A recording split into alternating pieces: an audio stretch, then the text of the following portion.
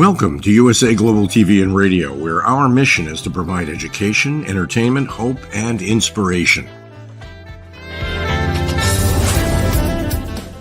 USA Global TV and Radio connects you with experts and audiences all around the world every single day to help you succeed in business and to live a richer life. Visit us at usaglobaltv.com to learn about career and life-changing training and mentoring programs like the Listening Mentor. Subscribe to our newsletter to stay informed about our special programs and offers.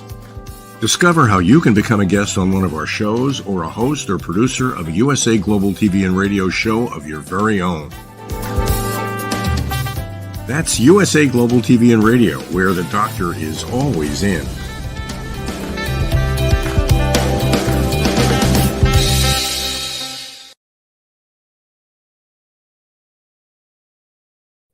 Hello, everyone. Good morning, good afternoon, good evening. This is USA Global TV and Radio.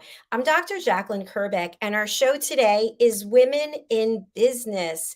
This is a show where we celebrate women from all around the world who step forward into the light to help inspire and motivate other women to come forward and share their story as well. Today, we're welcoming back a guest who's been on another one of our programs and another two programs, actually. And I love that when people come back and visit with us because there's always more information to share and learn. We are welcoming from Canada someone who is an expert when it comes to nutrition and vitality, and she is an eating psychology coach. It's Amy Bondar. Welcome to the program, Amy. It's so nice to have you. Thank you, Dr. JACALYN. Thanks for having me again. It's great to be here. It's fabulous to have you here, especially when we're celebrating women in business. And the business that you're in is something that can really apply to everyone, if you think about it, because we have to make decisions every single day when it comes to our nutrition or the lack thereof. So tell us, I know you've been doing this for a very long time. What is it that got you started and inspired? Yeah, so I'm 20 years in practice, and I've always been interested in the psychology behind why people struggle with food.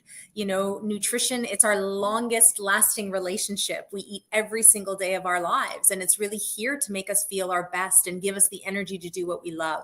But growing up, you know, I had a mother who was a chronic dieter, and some of my closest friends struggled with eating disorders and unwanted eating behaviors. And so I was always very curious to understand, of course, the best food we can eat to make us feel our best, but to also get to the root and understand the psychology behind why people struggle. Thank you very much. And as you know, this is a business program. So we're going to be talking about, as a business owner, when it comes to our intuition, whether we're listening or we're not, sometimes there is a price to pay. What's been your experience in this area personally as an entrepreneur? Yes, so I really believe that our body is our best business partner. It is always giving us feedback to let us know if we're on path, if we're doing what we love to do, and if we are fulfilling our mission and purpose. And when we're not on path, when we're not doing what we love to do, and we're not living our life based on our loves and our highest values, we typically get unwanted eating behaviors, we can carry excess weight, and we get physical symptomatology within the body. Really great points. Thank you so much. Now, is it possible, in your experience as an expert and also as a human, to follow our intuition all the time? No. Simply put, no. But there's these feedback systems that we have that really help us to bring us back to our intuition. So I'm going to just explain those so that we can set it up. But, you know, basically, let's just talk about our first feedback. It is our intuition. The intuition is that little whispering. It's the little voice within that's letting us know, yes, we're on path. Yes, we're doing what we love. Yes, we're making the best business decision. And that intuition is ultimately leading us back to our soul. It's our soul's calling. And when we ignore that intuition, which we often do, because as women especially, we can second guess ourselves and there's so many messages outside our own self, our own knowing, then we get the second feedback, which is the social feedback. And that's typically when we ask advice of others, or others give us their opinions about what we're doing in business or what they think we should be doing in business. And so we already know the answer because we've heard the whispering. We know the answer, but yet we ignore it. And so we seek that social feedback. And when we ignore the social feedback, which we often do as well, then what can often happen is we get that physical feedback. And that's when the symptoms start to show up. And we're so often not conscious that those symptoms are there as the knock on the door to let us know that we're not living in alignment, that we're not doing what we would really love to be doing. And sometimes, JACALYN, those symptoms can be things like headaches, digestive stress, insomnia. The indecisions and the uncertainty about doing what we're doing could be leading into our PMS and our hormonal imbalance. So there's so many symptoms that are trying to give us the message to get us back on path. And when we ignore the physical symptoms, then we often will get what I call the universal smackdown. And that's when we get the major life crisis, right? We get the divorce, we get fired, we get the major health crisis. And that smackdown is ultimately trying to get us back to our inner knowing, our soul, the intuition that we've ignored all of that time. So I agree. And as what you said, I don't think that we can listen to our intuition all the time. But if we're aware of these other feedback systems, they're always trying to get us back to the intuition. And that's where the wisdom is as women in business. Wow, that is really brilliant. That makes perfect sense. Given that we're both women in business, I know for myself, I'm running full on. I'm going. And there are times when my intuition is telling me, you don't want to have that piece of chocolate cake. But I say to myself, hey, I really want it. I deserve it. I'm going to have it. And so then there might be a price to pay later. But I think we make these little agreements with ourselves, even though the intuition voice is speaking up. And I know for myself, I think, okay, once in a while, it's okay. Is that misleading? I don't think it's misleading. I think there's reasons why we want the chocolate cake, right? So I think I've explained in another show as well that there's three different reasons why we might desire a food.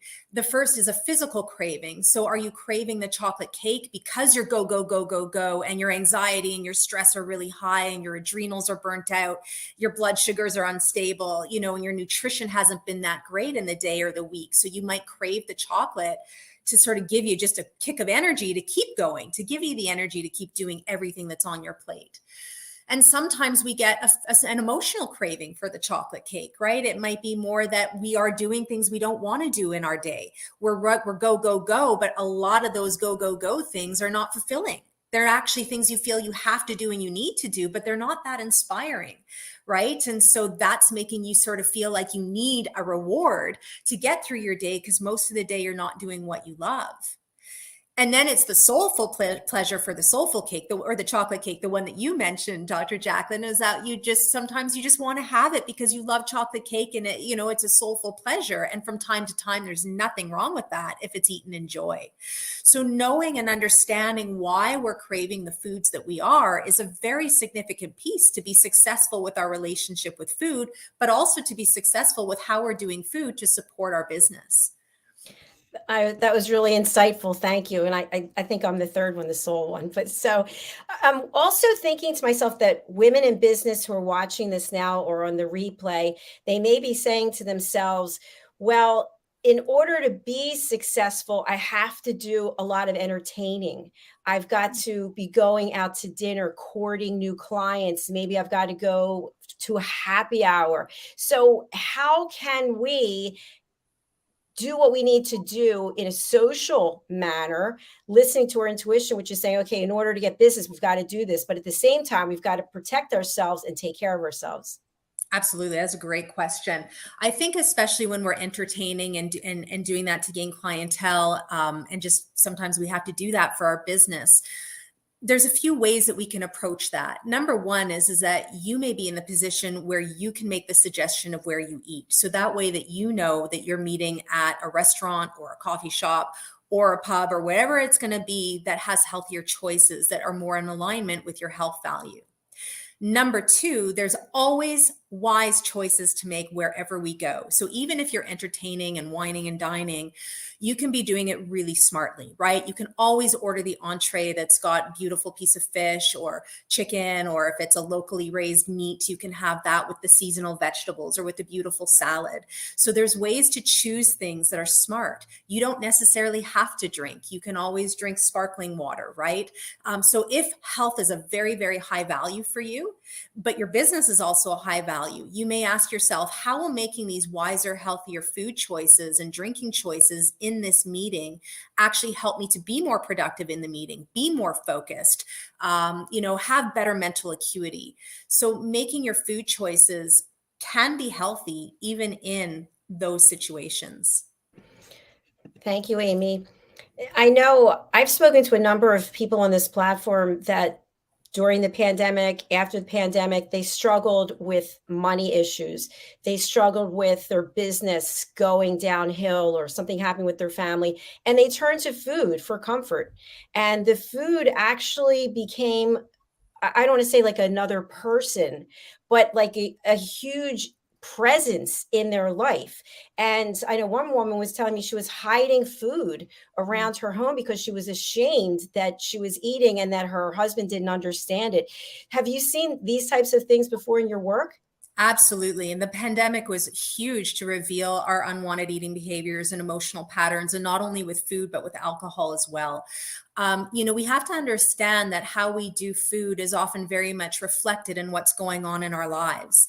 And so, yes, if there is financial pressure, if there's loss of business, listen, the pandemic took so much joy and pleasure out of our lives. Our fun was taken away. And so often food was brought in for the fun and pleasure and excitement. But it was also brought in as a stress reliever for so many people. And so the first thing that we can just do about that is just having that awareness. It's just a consciousness that, this took place. I could see why I used the food. It helped me to feel comforted, or it helped to relieve a certain stress, or it helped to bring me joy and fulfillment when I wasn't feeling it. And instead of feeling guilty and shameful about doing that and using food in that way, the wisdom is to learn from the body, the business partner, because it was just giving you that feedback to let you know that things were out of balance, that you weren't living in alignment, that your path has been skewed. But the opportunity, instead of going into the shame and guilt about doing it, the opportunity was to really sit back and reflect and be like, okay, well, where is life calling me now? What am I most meant to be doing with my life now? How can I now take this challenge that I've been given through the pandemic as an example, or maybe with the lack of money and the lack of a business, how can I pivot that? And how can I make new choices and new decisions and maybe find a different job that's even more fulfilling than what I had before? So learning to ask these kinds of questions in face of a challenge will help you become less dependent on the food in that situation. Well, that's certainly exciting.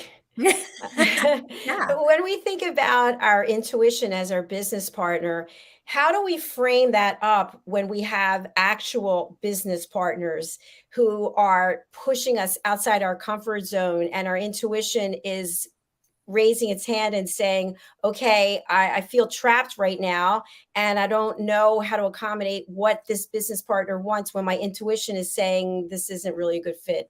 Yeah, that's a really tough situation to be in for sure. And again, so often it's that body feedback that's letting us know if that business partner is challenging us, right? Because so often we're maybe doing things we don't want to be doing, or making those choices that don't feel like they're in alignment.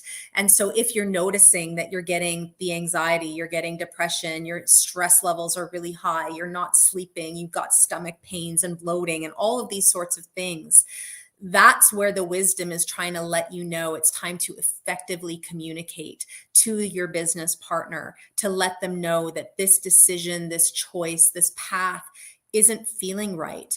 Because what happens is we don't often communicate it, and then we internalize it. And the more we internalize the things that aren't feeling right for us, especially if we're working with somebody else, we have another business partner, then what happens is that is what creates our own inner turmoil and our unwanted eating behaviors. And as soon as we have all of that stress taking up time and space in our mind, we dysregulate. our hormones dysregulate, our nervous system dysregulates. And so communicating is key. And for women, we often don't express, and we often don't speak our truth. And it's very common to know that when we're not speaking our truth and communicating, we can often get underactive thyroid issues because our thyroid is in the same position as our tongue. So this area here is all about expression. So I often coach women to really speak their truth. Even if it's challenging, because so often within the truth is when resolve happens. And then you can typically come to some sort of a balanced decision with the other person, with the other business partner. Good direction for sure. Mm-hmm. Amy, there's so many different trends out there, for lack of a better word, when it comes to a lifestyle choices about how to eat. And we see that you can order meals already made, they're shipped to your door. We hear a lot about, and I practice this myself, intermittent fasting, the keto diet. We could go on and on. So when your intuition is saying one thing to you, for example, I am not a vegan, but maybe I should be a vegan. I love meat, but maybe I should. How do we come to terms with what nutrition is for us personally? Yeah, that's a great question, because you're right. There's so much conflicting and confusing information in the nutritional world. And sometimes the outer noise of it all, the mass consciousness of thinking about food, can sometimes skew our own intuition. And one of the things that I think is really important in terms of practicing the listening of the intuition is just learning that nutrition can be experimental. If you are intuitively feeling like maybe I should be eating less meat, or maybe I should be eating more, or maybe I should intermittent fast, or maybe I should be eating 3 meals a day, whatever the intuition is telling you, whatever that body wisdom is telling you, just experiment with it and just put it on for a little while, right? Try it on, right? It's like trying a new outfit on, trying a new style. And so you don't have to be stuck in that nutritional choice. That nutritional choice is not right or wrong. It's just what your body is asking for in the given moment of the given season of where you're at within your own personal cycle. So trust it. It's just really about letting your body try it on. And if it doesn't feel good after a certain amount of time, listen to the intuition again and go to the next thing. Our nutrition's not meant to be one way. It's not meant to be linear. We're not meant to be following and eating the exact same way all year long, and for many years, right? So learning to change, adapt, and try different things and hear the body. It will always give you feedback to let you know if what you're doing is feeling good for you. And I think it's so important to work with someone like you, because we do get so much information shared. People just voluntarily tell you what you should be doing. I mean, I can't tell you how many times I hear people say, oh, you have ulcerative colitis, you should do this and you should do that. And my intuition goes, I don't think so. You don't know what my situation is. But you actually can customize something for someone based on what they share with you. Is that correct? Absolutely. I mean, I don't recommend anything until after my very first intake. And I spend 90 minutes with somebody getting their health history, their current health, looking at their supplement and medication lists. I take a look at their lifestyle, their stresses in their lives. I take a look at their possible, unwanted eating behaviors. And then I do a deep dive into their nutrition. I also have a very extensive nutritional analysis that helps me to detect nutrient deficiencies and organ system imbalances and hormonal imbalances. So with all of that information, then I will personalize and recommend for a client. But yeah, we don't know what everybody needs, and not everybody needs the same thing. We are so unique and individual, and our food story and our health story, it's sacred. And so working with somebody that can really honor it and see it and put the pieces together and get to the root of why you're feeling the way you do, that's really the only way that you're going to move forward in this noisy world of nutrition, right? Yes, that is true. And you may have experienced this where people are sort of in denial about what their situation is. They're always blaming it. The reason I have this extra weight is because of this. The reason I'm run down is because of him. It's because it's always something else, someone else.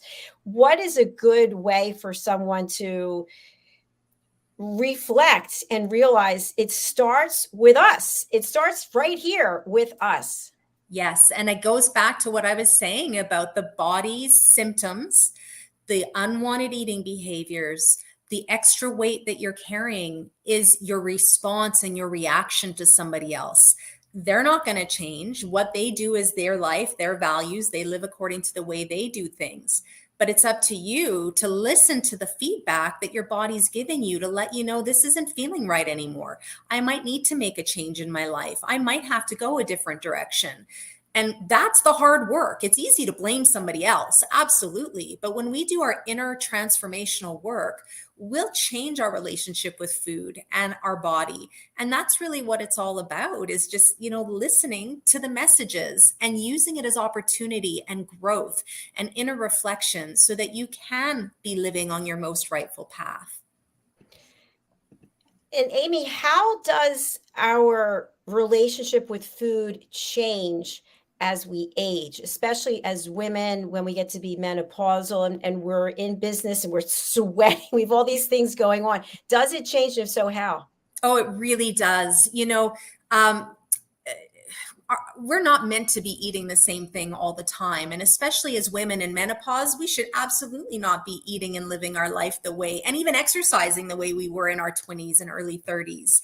And so what often happens is we don't change our diet, or we get imbalanced over time, or especially women in business, we can see our stress levels, our cortisol, our adrenal glands, our thyroid, all of these areas can become imbalanced within our 40s.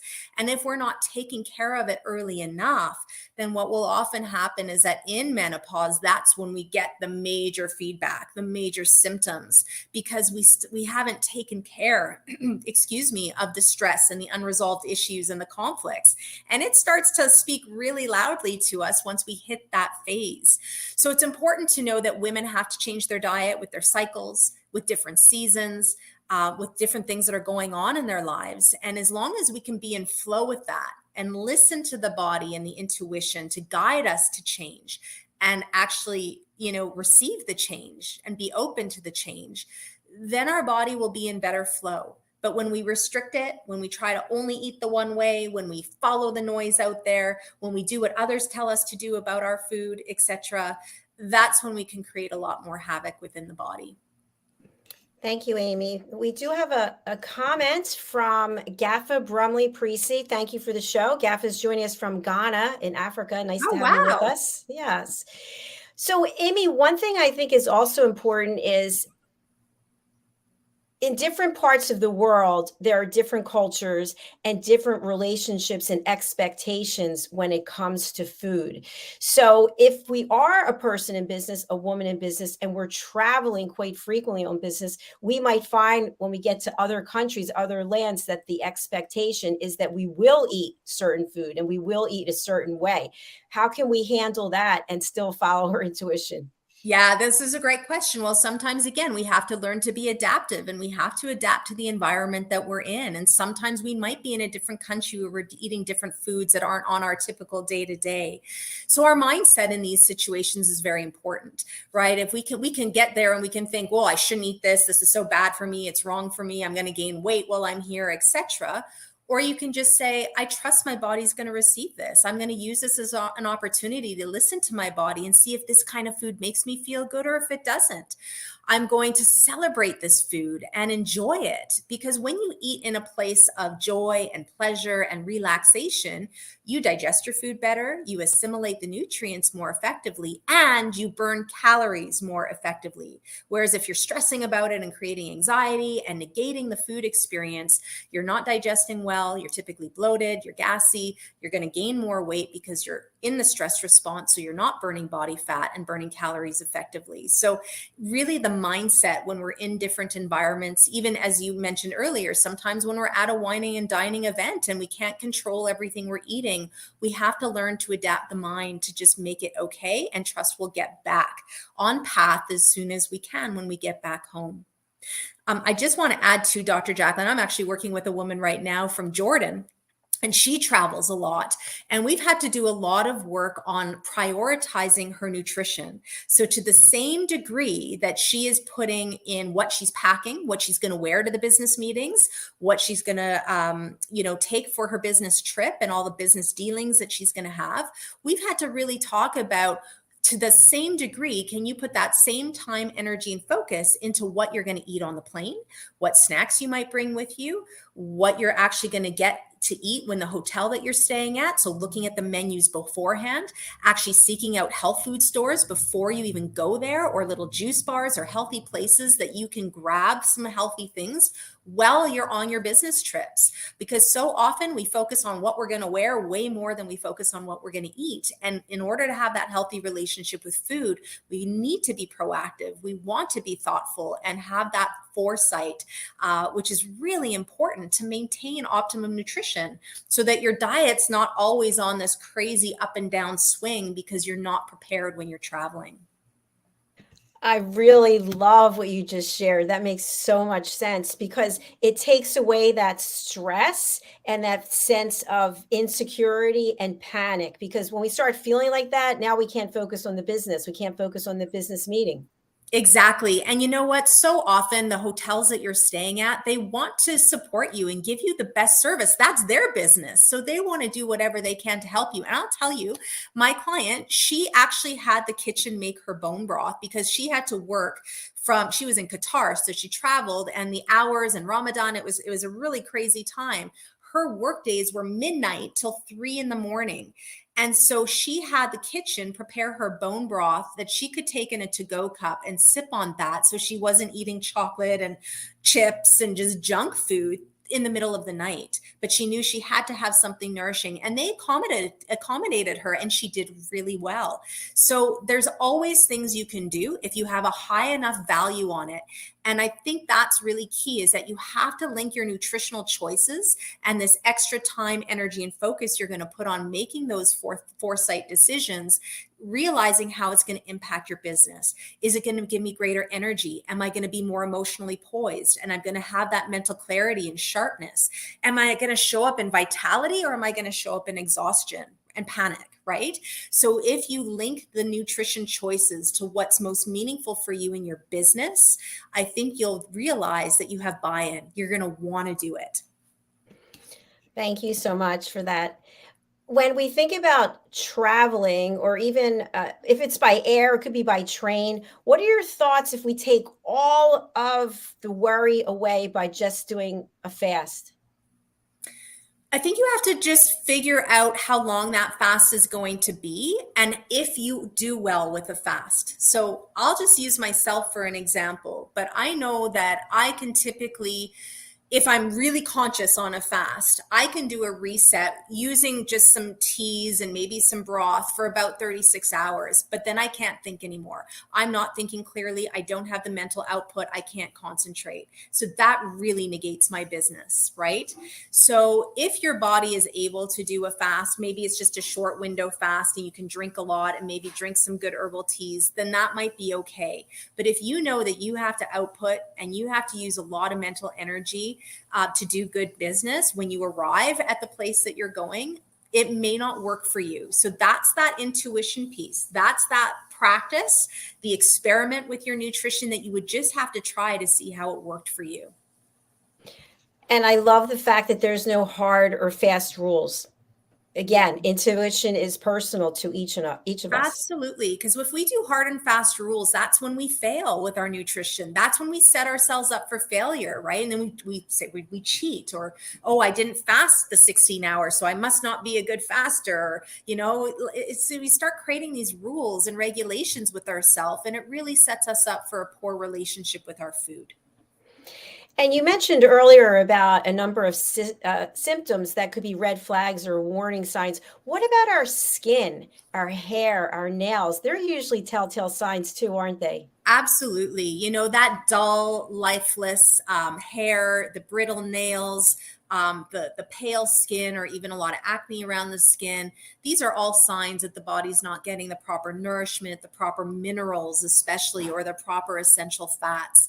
And stress can absolutely play a huge role in that, because our stress really depletes the absorption, or it creates an inability to absorb a lot of our minerals and nutrients. And the more stress we have, the more nutrients we need. So if your outer beauty, your external appearance is really important for you, then that's something to also consider as well. How will optimizing my nutrition, how will making the best food choices for me help me have this beautiful outer exterior, because that's going to make me more confident in my business, right? That's really important. It definitely is. And I know we've touched on this before on food and our emotions, but I think it warrants further discussion. I've been in corporate, I was on business trips, and I would see people pull out a big plastic bag of supplements. I mean, 30, 40, 50 supplements. And then they'd order fries and a cheeseburger, they'd get the cake, and it sort of defeats the purpose. But, you can't be judgmental. But what I would hear over and over again, this is all I need. What's in this bag is going to fix everything. Is that true? Yeah, I personally don't agree with that. I think that our supplements are there as our fill-ins. I think last show I mentioned that they're sort of like the life insurance policy, right? They just sort of help. They're adjuncts to the nutrition, but one does not replace the other. Absolutely not. Because if you're still eating really poor quality food, you're putting your body into a deficit. So even if you are taking all those supplements, they might be helping just to bring you out of the deficit, but they're not taking you above it. And I guess the question is, what's your goal, right? And what's important to you? But I don't think that our supplements should be the compensators for eating and having a really unhealthy lifestyle. I think it goes back to that everything in moderation and listening to your intuition. If your intuition's telling you this big bag of stuff, and what's in it, by the way, what are in those supplements? Who even knows? That's right. Are they high quality? Are they bioavailable? Meaning, is your body actually even absorbing what's in them? Are they supplements that are good for your liver? Well, they might be, but if you're drinking the night before and eating fast food, and all of that, it's really moot. They're not really going to do too much, right? Like I say, they might take you out of the deficit or out of that hole that you created, but they're not going to elevate you and radiate you and take you to that next level. And that's something I really love to speak about with women in business is, where do you want to play in the level of business, right? Do you want to be vital? Do you want to have radiation and energy and vitality? Because if you do, your food is the number one ticket to get you there. It really is. Because so often when we're eating poorly, we're gravitational. Our energy is low. We don't have that external glow, right? And that's really what's important. So often as women, we put so much money into, dyeing our hair and wearing lots of makeup that have toxic ingredients and dressing for success. But I believe that we have to eat for success. I really do, because that determines the vibration that we put out to the world. And that vibration is what's going to get you the deal, right? That's really, really important. What you're eating ultimately determines your bottom line, in my opinion. Amy, are you aware of any business groups for women where they come together because they have like-minded ideas when it comes to nutrition? Off the top of my head, any specific business groups, not off the top of my head specifically for nutrition, no. It seems like it would be a great thing for women to come together on and support each other. Like, if you felt like you were wavering, you just call one of your business colleagues and say, "Hey, what do you think about this?" And we talk each other off the ledge. Exactly. I'm about to eat this bag of chips. Help me out here. Right. So it would be so great. It's a great support group. When I'm working one-on-one with clients, I use an app for many of my clients and often in my group coaching programs. And the app is a mindful food journal app. So you don't put numbers, how many calories, carbs, etc. You literally just take pictures of your food and you talk about how you were feeling after you ate that meal. But so often people will go off path. And that's when they typically have had a stressful moment. Something led them to sort of eat bag of chips or have the glass of wine or whatever it was. And in that real time, I can communicate with them on the app and say, all right, what's going on here, right? What made you veer off path? Let's work through that trigger. Let's work through that emotion so that those off-path moments become fewer and farther between. But if it was a group business, that would be great. Maybe that'll be our show, JACALYN. Well, who knows? Next show. So as we come to the end of this show, before we get into how you can work with people and how they can contact you, when we do go off path, and let's say it's a one-off, or maybe it seems to be happening more and more and more, and then we go and we beat ourselves up and we become smaller and smaller and smaller. When do we need to reach out to you? Is it when we fall off the path once, or we look at the scale, or we look at our waistline? What would you suggest? Yeah, I'd say don't wait until it's too late. If you go off path on a regular basis, and maybe that's, everybody's different, right? That could be once a day, it could be once a week, it could be once every few weeks, but every off path moment is here to teach you something. It's either to let you know that your physical food wasn't balanced in the day, right? So maybe you didn't get enough protein or fats, or carbohydrates were too low, whatever. That's the physical craving. The emotional craving is the big one. And that's often the part that's missing for people, because we'll eat something off path and then we don't resolve the issue. We don't take time to explore the reason why we chose that food and what we can do to resolve that issue. That's the growth with nutrition. That's where the transformation happens. That's where the magic happens, because the more aware you are of why you do food and how it reflects in your life. So for example, if you're eating the chocolate cake because you had a really stressful business day and your business partner's not in alignment and there's a real unresolved issue there, you'll keep eating that chocolate cake until you get on the scale and you'll be like, oh my God, what have I done months later? So nip it in the bud right at the beginning, really start to use your off-path moments as opportunity. It doesn't mean there's anything wrong with you. They're just moments. They're just moments that are trying to let you know that something is not feeling right. Something is not in alignment, and you're not fully on path with your intuitive knowing. What I'm really taking away from today's episode is that when we are out of alignment with our emotions, when we start to lose control of our emotions and we lose our power, we make decisions that are not in our best alignment with self. And then we beat ourselves up over it. And then it becomes something where we really need to get some professional help. So I think it's so important what you brought out today is, why are we doing what we're doing? Absolutely, right? And we're so often not conscious of it.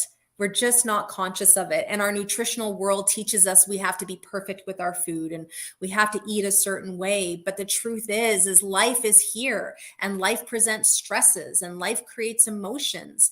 And if we're not resolving those, we'll continue to have those challenges and struggles with food and weight. And that's not what we're here to do. We're here to live in mission. We're here to live on purpose. We're here to fulfill what we most love to do. And if we're taking up so much time and space on beating up ourselves because of what we ate or didn't eat, etc., then we're really missing out on what we're here to do for service, right? So work with a coach like myself, work on resolving these issues, transform that relationship with food, and you'll forever have a beautiful relationship with food.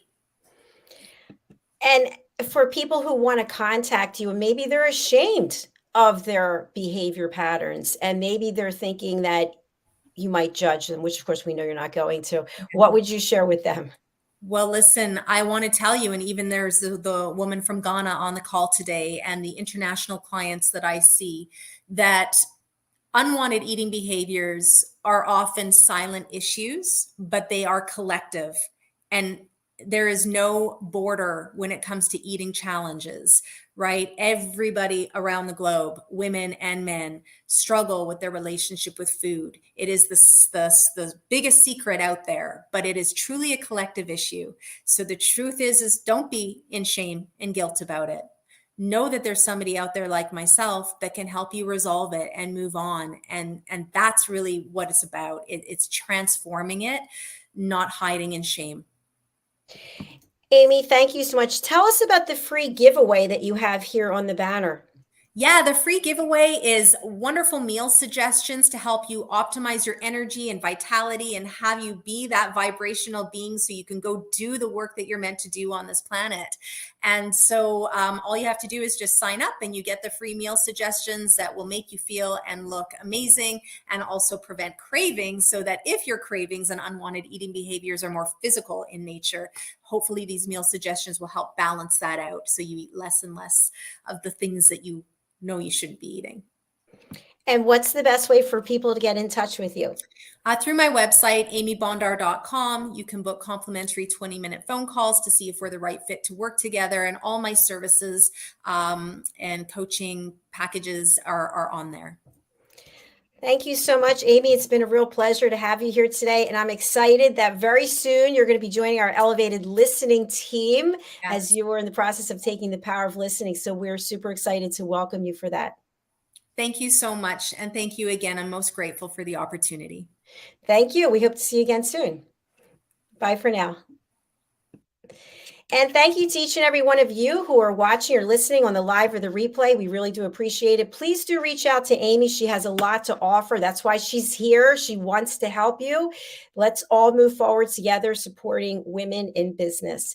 Our next show is coming up, and it's a woman's prerogative. We have women from all over the world who are on our panel. We'll be discussing something special today. We hope that you will join us for that. Thank you so much. We'll see you again soon.